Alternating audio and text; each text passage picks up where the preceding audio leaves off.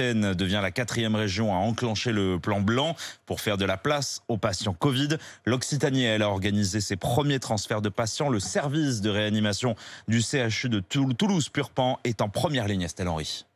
Difficile retour à la réalité pour Lauriane, aide-soignante, après une semaine de congé. Avant mon départ en vacances, il commençait à y avoir de nouvelles entrées de patients Covid en réa. Et là, le nombre de patients a doublé en une semaine. La fatigue se fait sentir dans les équipes avec une différence de taille par rapport à l'été dernier. Christelle Blasi-Rossoni, cadre de santé. La différence cette année, c'est qu'on cumule et les patients Covid et les polytraumatisés de l'été.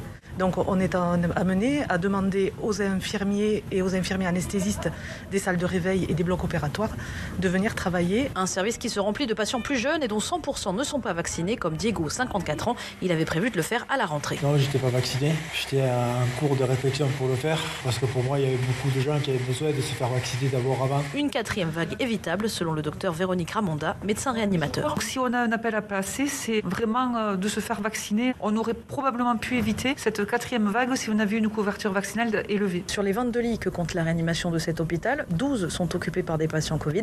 Alors pour éviter la saturation, un 2e transfert de patients est prévu aujourd'hui.